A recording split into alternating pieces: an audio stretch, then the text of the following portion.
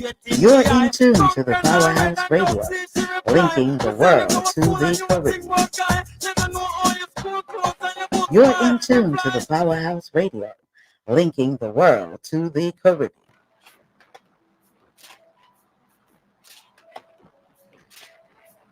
Disclaimer. The views and opinions expressed on the Powerhouse Radio station are those of the host, guests, and callers, and not necessarily those of this station, its management, or other hosts or advertisers. The show, found on the Powerhouse Radio station, can promote any lifestyle, belief, religion, political affiliation, or other personal practice. These shows are for entertainment purposes only and are not intended to treat, diagnose, and or claim any cure of disease or conditions. Opinions stated by various contributors to the Powerhouse Radio and its programming are not to be considered as endorsed by the Powerhouse Radio station. Visitors are urged to use their own discernment to draw their own conclusion. We emphasize the importance of keeping an open mind. Yeah. You listen to the sounds of DJ Fourth Quarter in your ear right now. If you're in your car, if you're at home, if you're on your phone, let's gripe, baby. Driving home and you're feeling kind of tired. Hey, radio play the same thing every day. So you need a little switch in your life. Traffic got you jammed.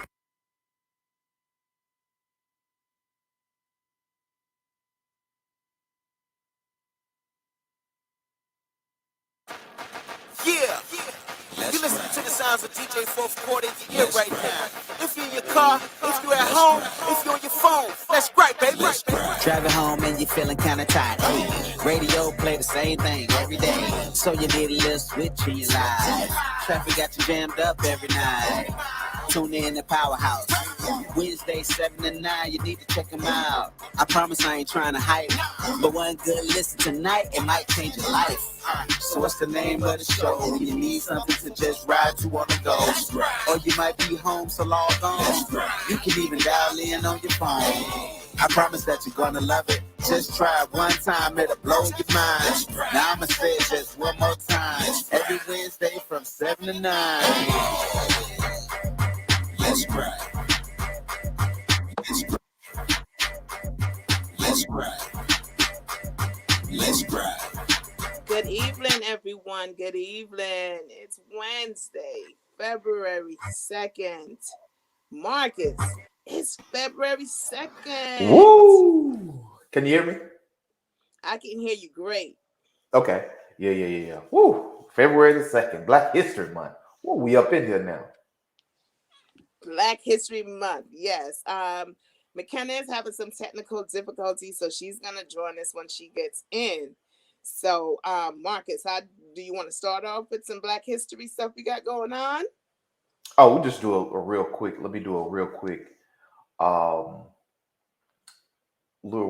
history about Black History Month in general. I know it's always a lot of talk about why we get February the shortest month of the year. But at the time that this was decided, it coincided with the birthdays of Abraham Lincoln and Frederick Douglass. So they felt like it was a good month to have Black History Month. So it wasn't arbitrarily chosen as the shortest month. At the time, it had significance for the month. You got any nuggets for us, Tony? Well, pretty much. McKenna, you're here. Good evening, everybody. I'm having some technical difficulties, but I am here. And happy Black History Month. Yeah. So, of course, even though it's technically celebrated all over the country for the month of February, we pretty much try to celebrate it every day. Mm-hmm. Oh, look at her. Beautiful. Okay. See, that's one thing about being Black, y'all. We know how to do our hair. Tonight I'm off camera, not feeling too up to par, but still had to come and hang with my guys because, that's what we do. Yeah. But McKenna, like the hairdo. Hey. Thank you. See, that's one thing about being Black. We could do whatever we like. Whatever we like. Because we live in this judge-free zone. Like, You know, like the song says, I am not my hair, so we could do whatever we want. It's no big deal. It's absolutely no big deal. And we dare somebody to say something to us like, Like we dare you. Oh, and right. don't touch my hair. Don't touch my hair. Wait, I have one better. Likes not required. Mm, okay.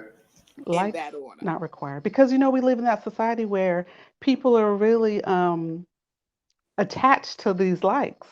You know, if people don't like their post or if people don't like their page or people don't respond, people really get really offended about these things. And so it's you have to be mindful that, you know, what's happening out in the world and social media, it's just social. It doesn't necessarily define who you are. So just take it with a grain of salt. If you post something and nobody likes it, is that not okay? Is it okay if somebody doesn't like it? Asking for a friend. Well, I'm glad you brought that up. Well, maybe that'll be my gripe. Uh-oh. Go ahead. Go ahead. Uh-oh, uh-oh.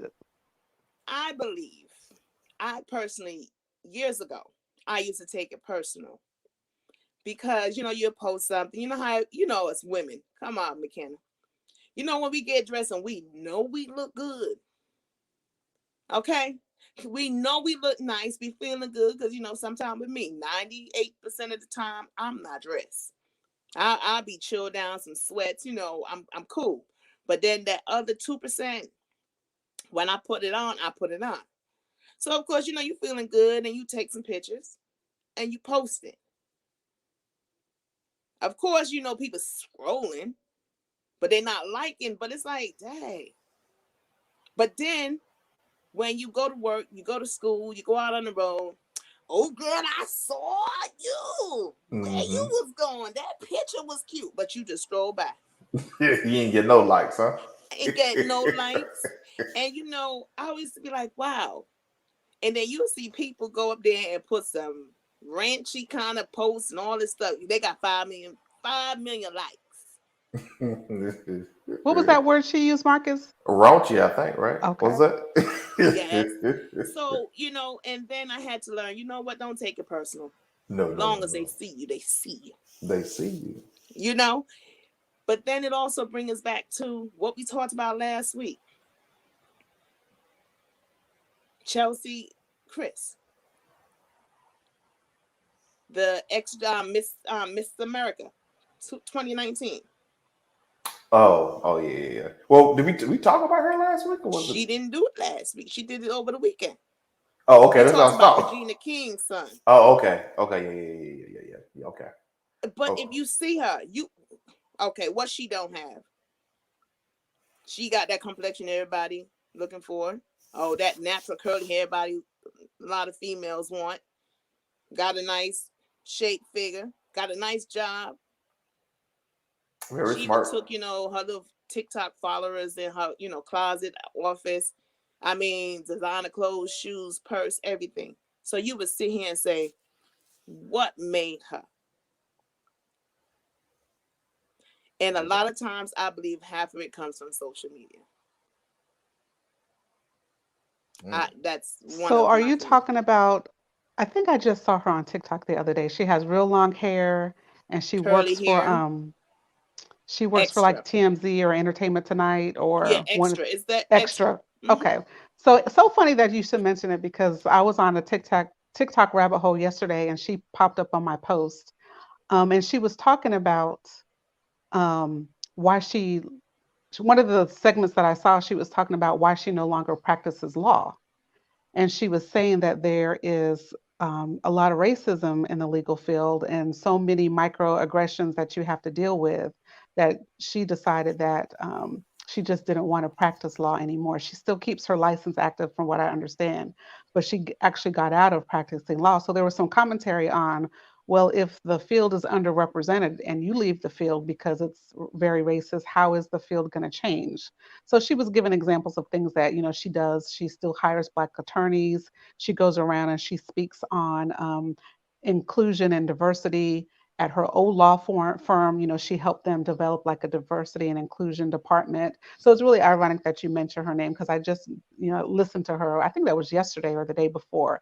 And she was sharing about her journey as Miss America and how she ended up with that job at Extra, where somebody noticed her from Extra and kind of reached out to her as she was in her Miss America year, and that's how she ended up doing TV and interviews and things of that nature. So so very ironic that we're on the same page again. Look at us. I just look at us, Tonya, on the same page. I love it.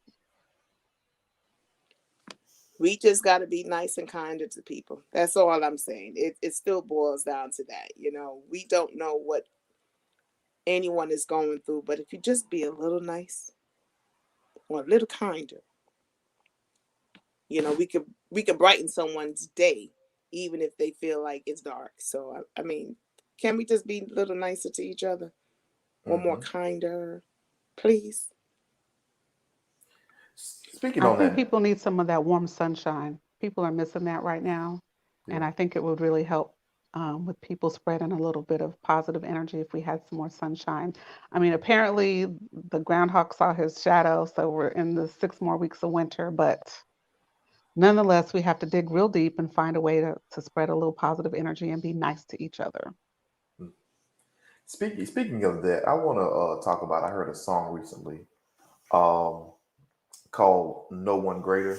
It's a gospel song, and you know what I'm talking about, McKenna. And it's um, song by I'm not sure of this artist right here, Rudy Currents. I'm not sure of his work. I haven't heard his work very often, but sounds pretty good. But the other artist is Chrisette Michele. Um, and we all know about Chrisette Michele and her wanting to sing at Trump's inauguration, and how she was quote unquote canceled for that. And um, it's been from my understanding. I read an article maybe about a few months ago or something like that. But it was, it's been tough for her to kind of rebound from that. And you think about that, that was over 4 years ago. And it's been pretty tough for her to rebound from it. And think about like other people, other artists going on and do all this other stuff with him, and it seems like she was the only one that was kind of really really I don't want to say punished for it, but people came for her, whether it was on social media and everywhere else. But as I listened to the song, I'm happy for her. I don't know where she is in in her life, but I thought it was pretty dope song, and I was happy for her because I know she had a rough road from because I don't think I've seen her do anything since then. Maybe I haven't been looking in the right places, but I don't think I've seen her do anything since then. Um, but it seems like a good way to go for her. McKenna, you had anything to say? I didn't really have anything to add to that. I mean, it just kind of goes back to that whole cancer culture that we've talked about before, and it kind of reminded me of what's happening with Whoopi, how she has been suspended from The View for 2 weeks based on the comments that she made.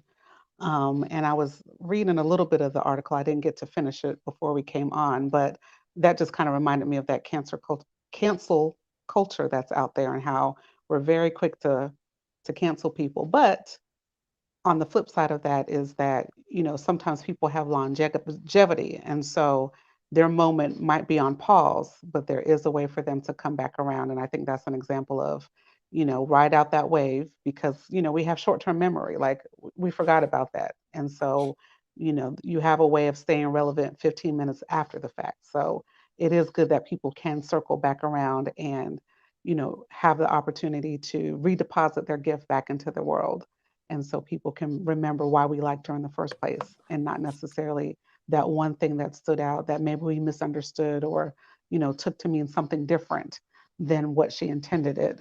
And we decided based on a little piece of information to not support her any longer. So that's kind of what it reminded me of. Yeah. Well, guys, listen.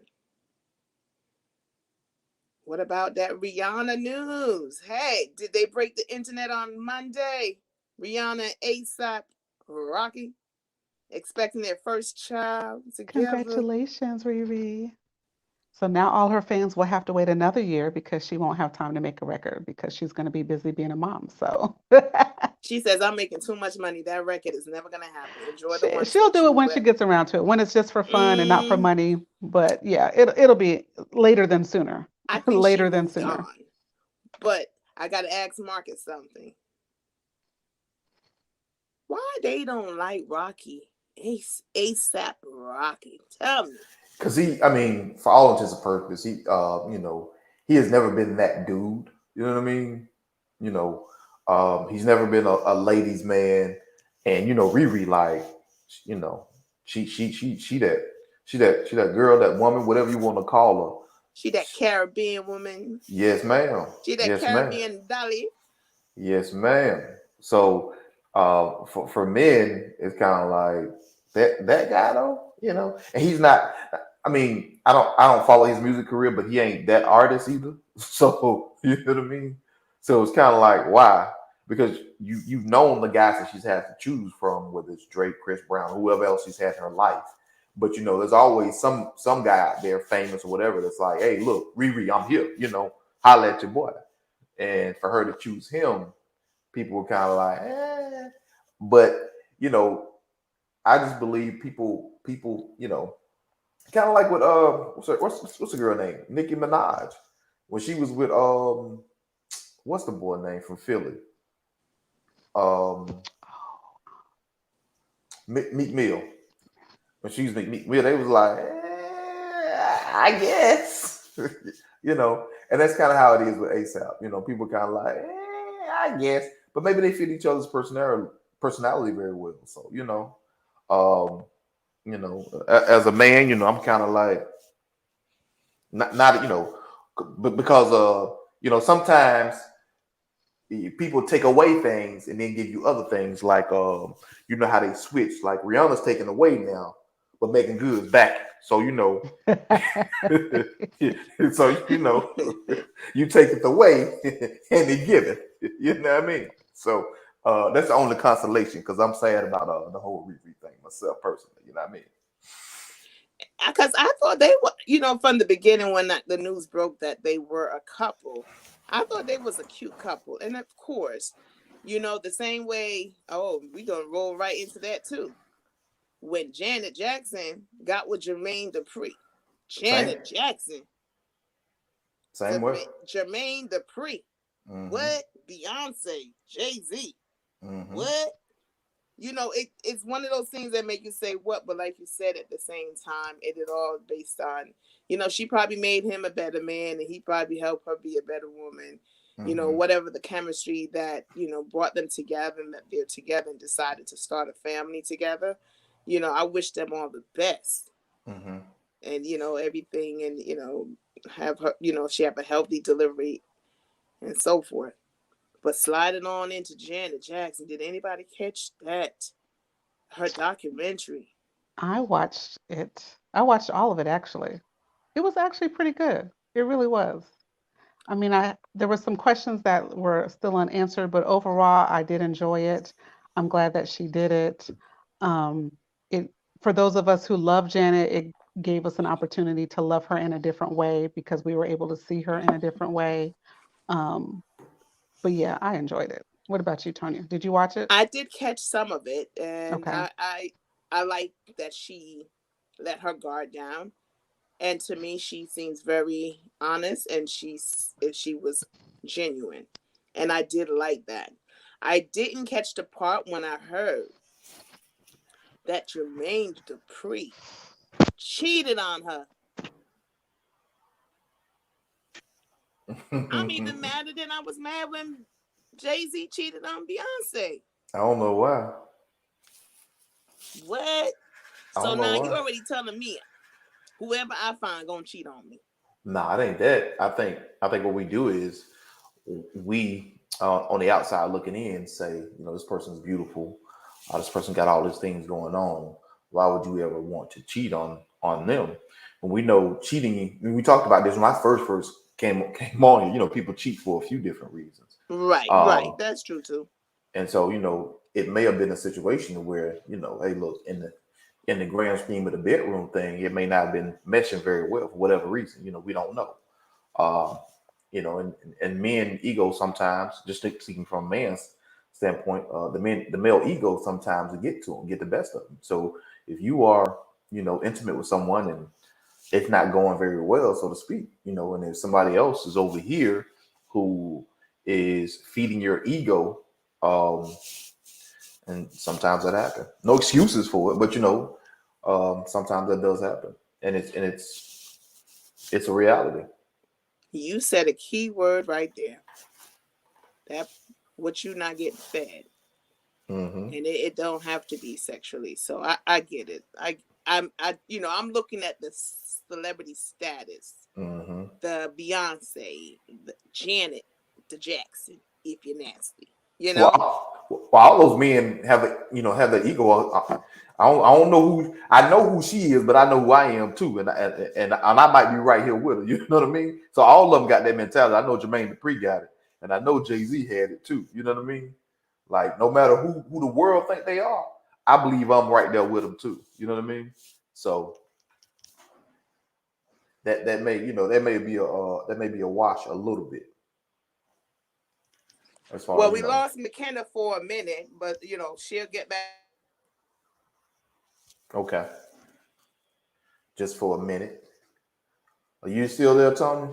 Yeah, she's probably trying to log on back, but Okay. I guess I just and even with the cheating thing, can we just be nicer and kinder to one another? You not seeing that's your thing, huh? I mean, I'm just saying, can we? Yeah, yeah. I mean, we hope so. Why, if it's not working out, why, if there's something that is bothering you, why is, if you feel a certain way in a relationship, why you just can't just tell the person and try to work it on out? And if you feel that it cannot be working out, why we just can't just depart nicely and friendly? Why we Mm, gotta step out? Let me ask you a question though. So if y'all cool, y'all laugh, y'all joke a little bit, ha ha ha. But when it comes to sexual things, y'all don't mix it. The stuff don't work out right. Do you feel like it's a valid reason? Just be like, you know what, I'm out. What you mean? When you meet the person or when you in the relationship? I don't. Yeah, yeah. When you're in a relationship. For a minute. Well, no, I don't think you should. I think you should try to figure out how to get that sexuality back in there. I guess that's why people do open relationship then, huh? I guess. I don't Or know. or bringing someone else in. Maybe those could lead to those things. Yeah. I mean, maybe, maybe so. I think it's always a difficult situation, and each person handles that situation differently. Um, as we know, cheating is definitely going to be always going to be forever ending. No one fits one category of why they do it, um, and all this other stuff. Especially um, because we always do if my needs aren't being met and we communicate about this, but my needs aren't being met, then what do we do? You know what I mean? That goes for men and women. Women that probably sometimes suffer a lot more than men. You know what I mean? All right. Um, so what do we do in those situations? And how do we address those situations without the other person's ego getting in the way? You know what I mean? Right. Uh, So I think counseling, some counseling, but counseling involves your ego as well. So you got to make sure that person is the type of person to be open to improving that part of your life.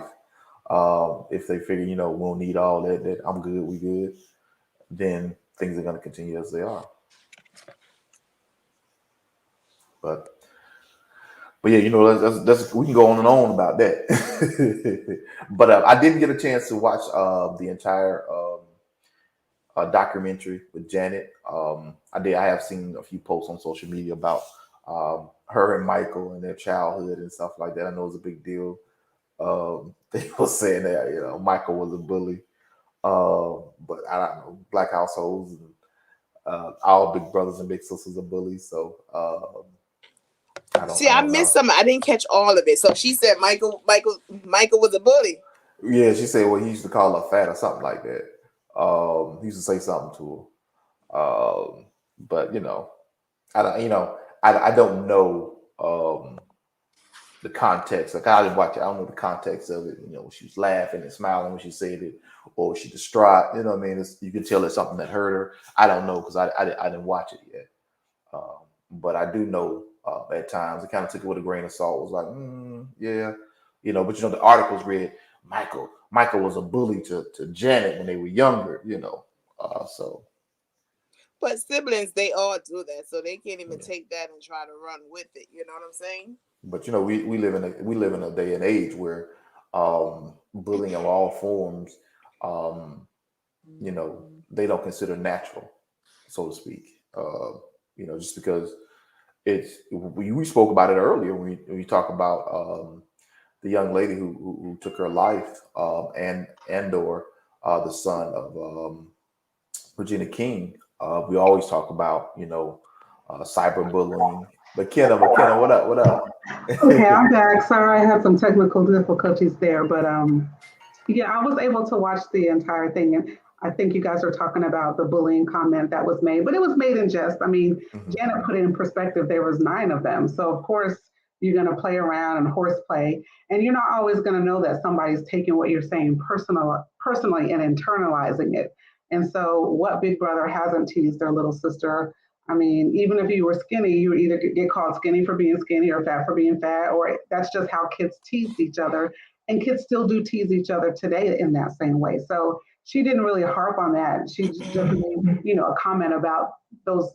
She just referenced it as part of the documentary, but she wasn't referencing it in a negative way that, she felt that her brother was coming from for her. She was just saying, yeah, he did tease me. And some of those comments, I took personally. And one of the things that was interesting was she said that when she was playing Penny, she started to develop early. And so what they would do was tape her chest down so that she wouldn't have the appearance of having breasts. So even at a young age, you get body conscious and body comments just because of how other people are treating. Imagine being 11, 12, and they're around here taping you down saying, okay, well, we don't want anybody to see that you're developing, but developing is what little girls do. They develop, and some develop at 10 and some develop at 12, and some are late developers at 14. So she was just making some comments about that experience. I have to go back and watch it because I did miss part 1 and 2. Really, I just got bits and pieces of it. So okay. I got to go back and. Did y'all touch on the Jermaine part? Yes, I was just saying how you cheat on Janet Jackson. So what he said was, and this I've heard before, he said that he started to get a lot of attention from other women because he was dating Janet. So here you have a man that he was Jermaine Dupri. I mean, we knew him as JD, and all of a sudden he's dating Janet, and now he's getting this attention from all these women, whereas he may not have been used to getting this attention. So I had this I have a male friend, so I had this conversation with a male friend of mine, and he was saying that men who aren't used to having attention from women, once they start getting that attention, they don't always handle it well because it's not something that they're used to. But if you're a man that's been getting attention since you were 15, 16, when women start coming at you as you get older, it's something that you've already dealt with, so you already know how to handle it. So I'm not saying that this is an excuse, but it was a conversation that we had.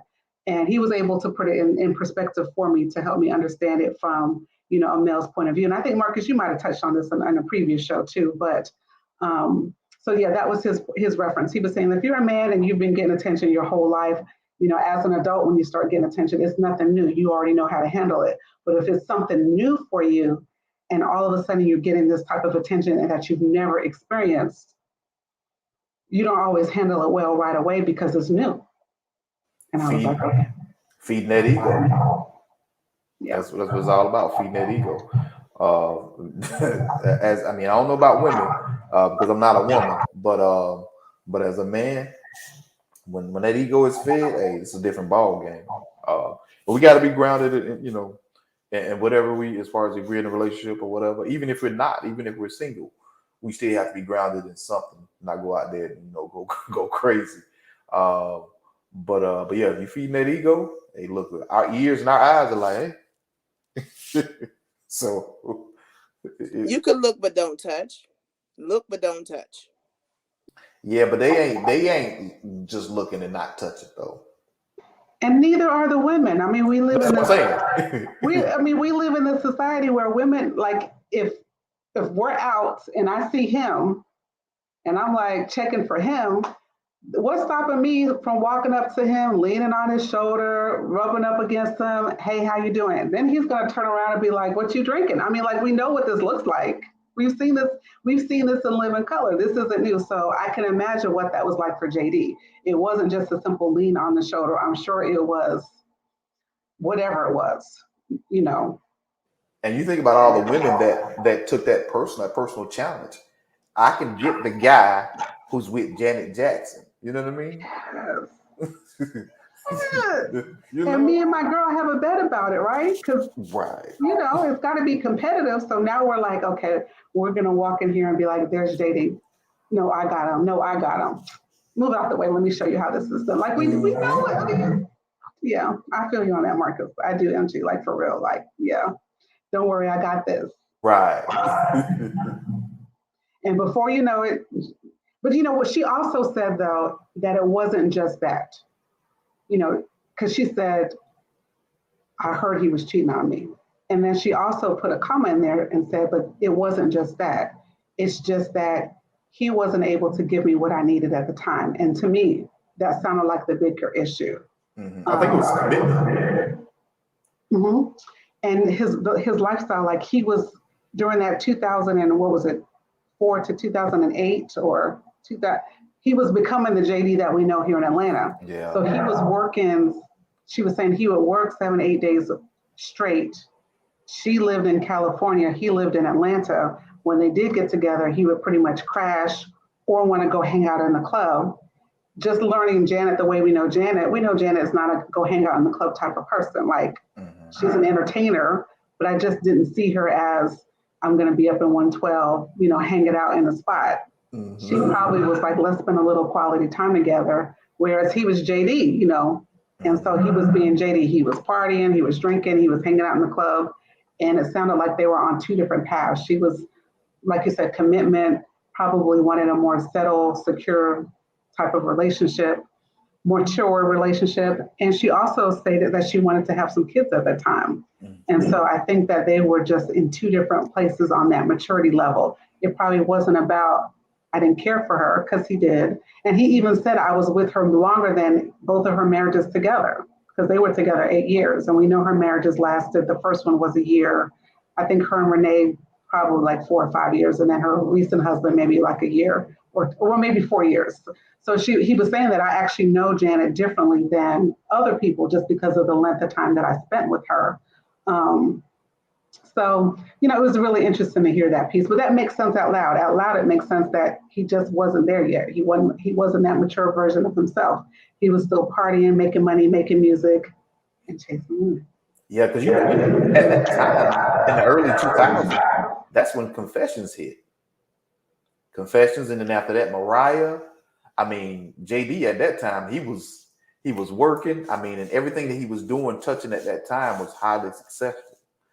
Anthony Hamilton, all of that stuff. So all the stuff was highly successful that, he had previous success. And then, of course, all the child stars kind of grew up and they weren't hot anymore. But then all of a sudden, Usher just, he was always Usher, but Confessions put him on a whole nother level. And then Mariah's album, of course, like I said, and then, Anthony Hamilton jumps off.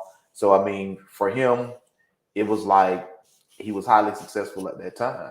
And that could have been another part of that ego too. I'm highly successful. I'm out here, all that stuff is a mixture for disaster when you're really trying to be grounded in a relationship. And that at the time, it just didn't make sense, I guess, for them. And that happens. Because, as men, we was like, bro, how you fumble that?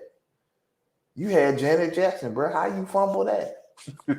And she wanted to have your baby. Like she said it out loud. Like, and she wanted to have you. And why you at least let the girl have your baby? Like, Right. I mean, I'm just, why you let the girl have your baby? Like, but okay, all Yeah. right, JD. Mhm. They said that song Confessions was about him and Janet. I believe it. Hmm. I believe it 100%. I believe it. I believe it. Man, And how about she said if she had that little that little LBG in her, she would choose a relationship. She had admitting that she had a oh, crush on Alicia Keys. Alicia. Yeah. She said, you know, if she was into women like that, it would definitely be Alicia. But I think every woman, if they had a girl crush, they would pick the person that it would be, you know, even though you're not into women. So that's not an uncommon statement to hear. You know, everybody ran with it. You know, they ran with So it. So man, the social media they were was doing a on. 440 with Carl Lewis. I mean, they was just jogging down the street. Oh my goodness. So what else is going on, everybody? Well, you know, we have to bring it down to Ahmaud Arbery case when they tried to sneak a deal under the carpet that if the Michaels plead guilty to running Mr. Arbery down because he was black and killed him, they would get 30 years in federal prison. What you think about that? I mean, as opposed to what? 30 years is a long time for a plea deal, as opposed to what? But federal prison. Remember, federal prison is not bad as for real prison. Oh, so that's what they wanted, 30 years in the They feds? tried. Oh, But isn't that okay. what they got? Didn't they get 30 years without the possibility of parole? No, they got life. But they Oh, wanted they to want. do the 30-year in federal because federal is not so strict as the regular prison, hardcore. No, federal is federal. But federal is not as bad. No, you know, I'm talking about the white collar federal. No, not white collar federal. Not Martha Stewart federal. Yes. Oh, okay. Yeah, no. But the judge turned it down. I mean, I feel like shoot your shot. That's what the legal system was supposed to do. They were supposed to ask for what you want and then let the justice system say yay or nay and circle But back the around. Department of Justice is the one who was doing it so they could just plead guilty to a hate crime. And then that's what they would get in turn. The Department of Justice. Yeah, I mean, the lawyers negotiate the plea deal, and the judge is the one that can decide if they're going to accept it. So it wasn't accepted. I'm just saying that is part of the process. Part of the process is for their lawyers to say, okay, this is what we're asking for. And then, because all you can do is ask for what you want. And then it's up to the judge to say, you know, no, I'm not good with that. So I'm not surprised that they asked for that. I mean, they probably could have asked for 20 years. Right. 10 years of probation. Right. Eligible for parole after doing, the 60%. Yeah. Well, all right. Well, they turned it down. They better. They don't already been out there, sitting out there and don't made a mockery of the justice system already by going out there and doing what they did, And I don't know why more justice judges and lawyers and whoever else don't take it more serious when these people go out there and take the law into their own hands. They're telling you right now, I don't believe in your system and whatever system, your authority, whatever you got, I don't believe in it. But that's just. So MG, I just have a quick question on another topic. And we won't really talk about the games that happened this weekend, but I did have a question. Did you hear about this lawsuit, this discrimination lawsuit that's happening? Yes, ma'am. Mr. Brian Flores. I had the opportunity actually to watch the whole interview today. He was on, I think, ESPN or something this morning. But it's something that's necessary. Like he said, he may or may not coach again in the NFL. But it made sense because especially with this year in this coaching, there was so much focus on race and people getting the opportunity because they felt like they had really good candidates vying for head coaching jobs, and none of them were getting the jobs. And you were people that were getting the job were people with less experience in them, which has always been the case. The guy that a couple of coaches that had gotten fired, you took a special teams coach off of some other team, and you made him the head coach over a guy who was more qualified, who had more experience. And it seems that not very often do black head coaches get an opportunity to fail at one spot or one team and get an opportunity for to coach another team. It's like one and done. Then you become a coordinator wherever you go forever. In the case of so many black head coaches, you have these coaches like the Falcons' former head coach who just got fired the year before last.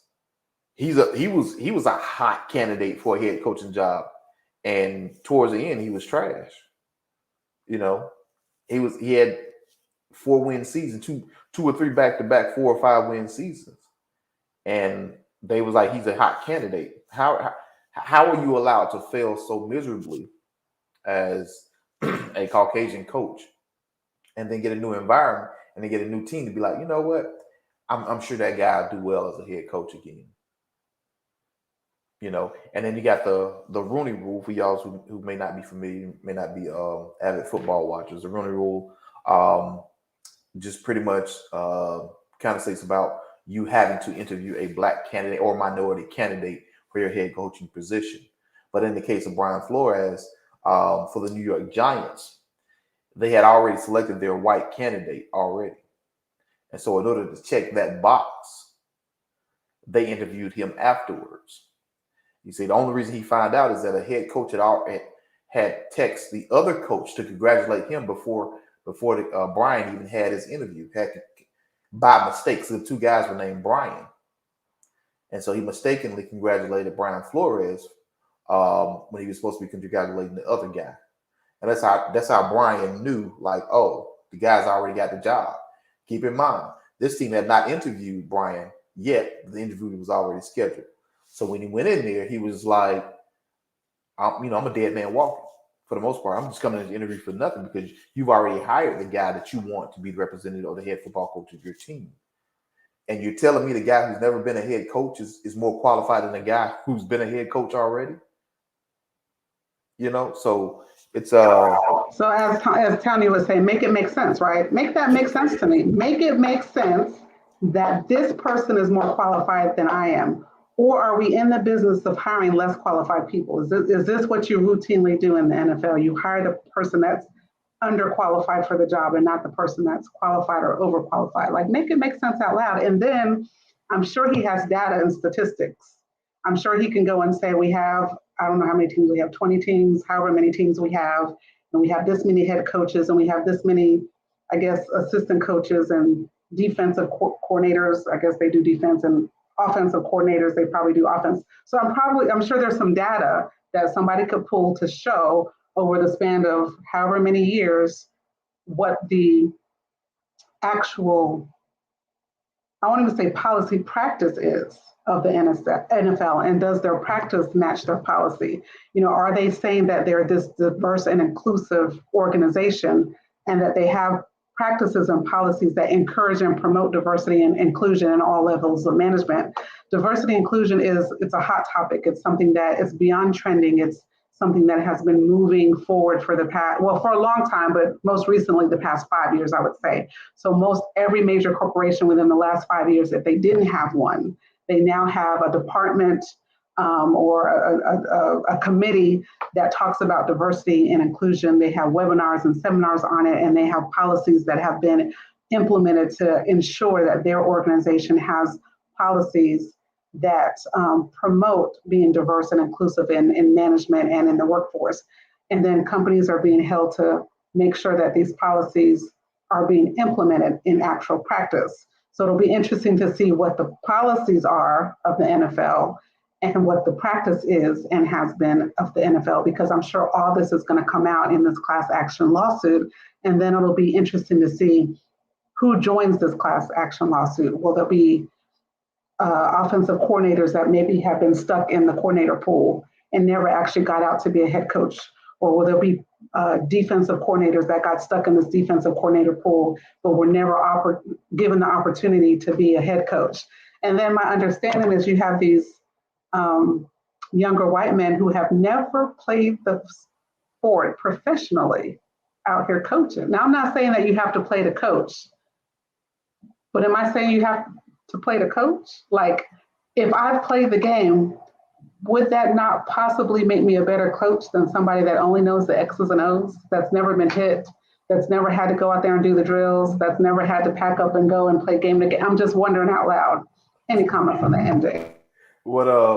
Not even just that, but if we're just talking about even from the players or people that have had experience in playing, we had a guy a few years ago, the Cardinals head coach. He was a college football head coach.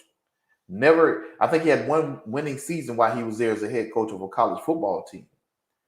They gave him a head coaching job. He doesn't have any NFL head coaching experience, not an offensive coordinator, not a defensive coordinator, and he was a losing coach at a college football program. And they hired him over several black candidates. And so they was like, make that make sense. Say it isn't so. Yeah, that was like, make that make sense. He was a losing college coach. He never played in the NFL. He was never an OC or DC. Wait, an AC. OC, yeah, he was never offensive coordinator or defensive coordinator, but yet he got a head coaching job in the NFL. So there wasn't a minority offensive coordinator somewhere that had been an OC for 11, 6, 7 years that had more experience, that probably played minor. I mean, I'm just saying, make it make sense. So I hope all of this comes out. Like, I hope they peel back all the layers of the onion and they reduce it in a frame where people can understand what they're saying and why this is a class action lawsuit. Because, we're blind to these kinds of things where, oh, he's just exaggerating. He's just upset that he didn't get the job. No, this is really happening. And I think that I think the timing was perfect. It was excellent timing. He's okay with never coaching again, but there needs to be some spotlight flashed on this experience. And then I was reading an article where they were saying they also need to tie this to the Colin Kaepernick experience about, how he was blackballed from the NFL just because he said, let's just take a knee. Let's just have a silent protest because, our lives matter. And we just want to reflect on that in this moment. And they blew that all out of proportion and said he was disrespecting this flag. I mean, but if you want to do the research on the history and the culture of the flag, does it really represent us? It wasn't written for us. It didn't represent us when, we started paying homage and tribute to it, but that's a whole side conversation. So I'm excited about this lawsuit. But yeah, I mean, Cap's situation definitely helps because they've already established that there's some type of inclusion on the owners getting together and being able to say, you know what, as an owner or as NFL owners, we don't want this person to play again in our league. You know what I mean? And if there's already a precedence of that, and his case is valid, to mean that it could be, because this is civil, so this is not, he doesn't have a criminal charge, There's nobody that needs to be found in this situation. Some of the things this needs to match up, in which I believe 100% they do. Because right now, as it stands, we have one black head coach in the NFL. Just one. Now we have winning coaches that have, as coordinators, that have won Super Bowls. We got an offensive coordinator who's been to the Super Bowl for the past 2 years. Won. He can't get a head coaching job to save his life. We got another one, Byron Leftwich. That's the one that tried to get the job in like Jacksonville or somewhere. That's Byron. Well, I was talking about Byron Leftwich. He was trying to get a job in Jacksonville, and I don't know what happened. I don't know the details of the situation, but obviously he didn't get an opportunity to get that job either. And he's the offensive coordinator who's coached Tom Brady, but he doesn't get credit for that because it's Tom Brady. But every offensive coordinator that's coached Tom Brady has gone on to the head coaching job. As a matter of fact, the guy that was coaching Tom Brady in New England for a long period of time is now the head coach of the Raiders. You know what I would also like to see? I would like to see some players speak up about this. They don't have to be current players. They can be retired players, players that are no longer in the NFL, because I understand the current players are young and maybe they don't understand the history. But there are some seasoned, veteran, retired players that can speak to this, that can speak to their experience of not having the opportunity to be coached by, or can speak to the experience of they know that their offensive coordinator was qualified to be a head coach, but never got an opportunity to move on, and that they um, only allow them to achieve just the OC or DC, and that's it and no higher. So I think there's some retired players out there that probably can add conversation, dialogue to this conversation. And you know, just to think about this, I don't know if you guys are familiar with Deshaun Watson and his situation in the Texans. But essentially what happened was last year, sometime the year before last, I can't remember, whichever one you want to do, because football season is different. But he stated that he doesn't ever want to play for that team again. And of course, he's being paid to play for them. After making those statements, three or 4 months later, he gets hit with a lot of cases of sexual harassment and or rape. So he hadn't played all this past year. But anyway, so they thought what would happen was if they hired he wanted more diversity. And so he's one of the players that's kind of taking a stand for the most part. He wanted a black head coach at the time, and they chose another white guy over that guy at the time, or didn't choose the guy that he wanted. And so what they tried to do is appease him by hiring a coach they never wanted. They hired a black guy who was like 70-something years old. He never been ahead. He'd been in the league for years. So what they thought was the thought process was, look, we'll give this guy a shot, maybe Deshaun to play. We probably won't be good this year. He'll fail, and we'll be justified by firing him. And guess what they did? They fired him after 1 year. You fire a coach after 1 year, and they were competitive in these ball games, and he played without his star quarterback. The season before they got there, they were already 4-something. So we didn't understand the move, but he was one of the black head coaches who got let go after 1 year. So you know, stuff like that. They do, like, a lot of that stuff is pretty shady business that they're doing. And there's no hard rule and says what they have to do, because they're their owners. They make their own decisions about their team. But as a whole, it really is no justification when you look at case by case example of, like, hey, we have these white coordinators who are getting jobs left and right. We have position coaches who are getting jobs left and right, head coaching job. Yet we have these other guys who are here, and they're not getting the opportunity. They're interviewing, but they're not getting the opportunity to be head football coaches of these football teams. And I just think that it's a good time to push this case forward.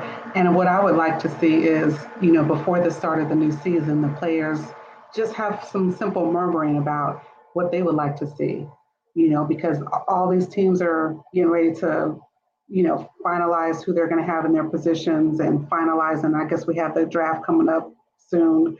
And so there's a lot of movement that's still happening. So I think it would be a good time for the players to say, you know what, come fall, we would like to see some more diversity out there. Can y'all make this happen? And I think if they just start saying this in different places, people will start paying attention, because, you know, the season is about to be over in 2 weeks. And so you have April, May, June, July, August to kind of keep these whispers going around saying, yeah, you know, it would be nice if we had some more diversity out here. It would be nice if we had some more diversity out here. And people just start saying that. I think that the players have more power than they realize. And I think that they have an opportunity to influence this conversation. But anywho.com, we'll circle back and see what happens. So do I have any February birthdays? Probably next week. We'll do some February birthdays next week. So did we mention that Tom Brady has announced that he's retiring? Yeah. No, we didn't. We definitely didn't mention that. That kind of, you know, me and McKenna was actually, you know, excited about this lawsuit and the ramifications of what this lawsuit brings to the NFL, because it's been long overdue. as far as NFL goes. But as far as Tom Brady goes, it was time. He's been in the league 22 years. I don't know how many days you can get, how many times, how many years you can get up and be like, you know what? I'm going to go out here. I'm going to let these 300-pound guys run my body into the ground and get back up. And they were coming from it these last few games, and he got hit a couple of times out there. He was like, "What happened? Like, I never get hit. What are y'all doing?" Oh yeah, he got hit a couple of times. I was like, "Oh, yeah." Yeah, and every year, somebody younger, right? Because he's 22 years later, so that means he's got 22-year-olds out there that are like, "My job today is to get TV. That's my only job." But good though. I'm glad he retired. Yeah, me too. I'm happy for his wife because I'm sure she wanted, some more me time. She had to share him for a while, so I'm sure that. But it'll be interesting to see if he lands an analyst position or if he's going to be truly retired. You just never know what's next for him because he still is relevant in football. He has a lot of wisdom and knowledge, and he still has an opportunity to add to the game. So it'll be interesting to see if he fully retires or if he pops back up somewhere as an analyst or we see him somewhere, doing something else or continuing on. He has some kind of show on ESPN. Forgot what it's called because I've never seen it, but I saw the commercial. Yeah, I don't know much about his show at all. It's like a documentary, like he's talking about his career. So it's like 10 parts or something. Like I just saw the commercial. So it'll be interesting to see what he does next. Okay, one last thing. I did see where New Edition, I didn't even realize they got back together and they're having a concert series and they're practicing right now. They're like in rehearsals. Tonya, did you hear anything about that? Actually, no, but I know I did hear that they said that Bobby Brown, he was going to do another documentary. You remember he did one, I think was last year or the year before. So I know that they said that he was going to start that again. So I guess he got a lot of ratings and he wanted to tell more. But I think now he's just going to be adding stuff in. Yeah, so apparently they're back together and Bobby is with them and they are practicing. I saw a little snippet, I want to say on Entertainment Tonight or one of those shows.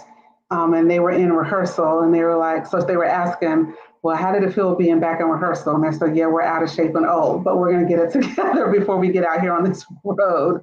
And it seems like they have kind of mended the bridge between, Bobby Brown and the rest of the group. And they've done a little healing and forgiveness. And, it's like 10, 20 years later. So it is time so everybody's more mature now and they're ready to get back out there and do one more tour for their fans. So I think it'll be fun and interesting to see them get back out on the road and perform and maybe even drop a new song. Who knows? Who knows what they'll do?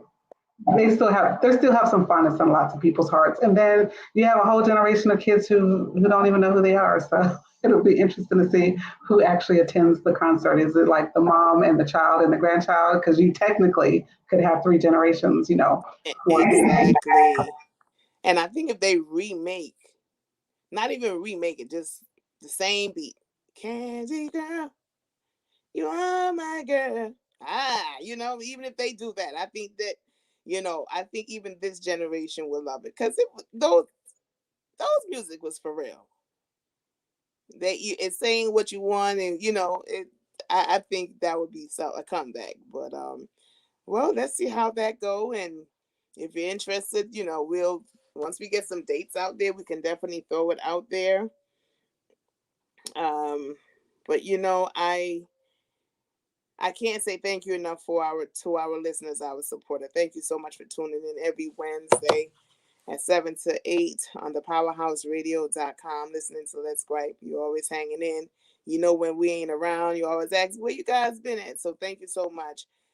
Thank you for tuning in. The Powerhouse Radio. Thank you for riding with Let's Gripe. Thank you for keeping us on the schedule. So again, thank you guys for tuning in. Today is February 2nd. Listen, time waits on no one. So let's come and do what we got to do and live, love, and laugh every day. Every day. Can we do that, please? And be a little kinder and nicer to one another. This is Tonya saying sign out.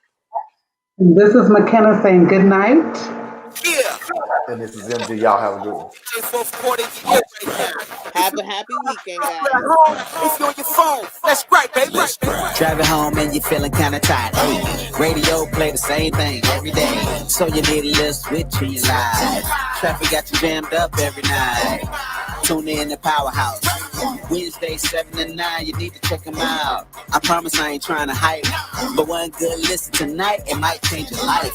So what's the name of the show? When you need something to just ride to on the go, or you might be home, so log on. You can even dial in on your phone. I promise that you're gonna love it. Just try it one time, it'll blow your mind. Now I'ma say it just one more time. Every Wednesday from 7 to 9. Let's gripe. Let's gripe. Let's gripe. Let's gripe. Let's gripe.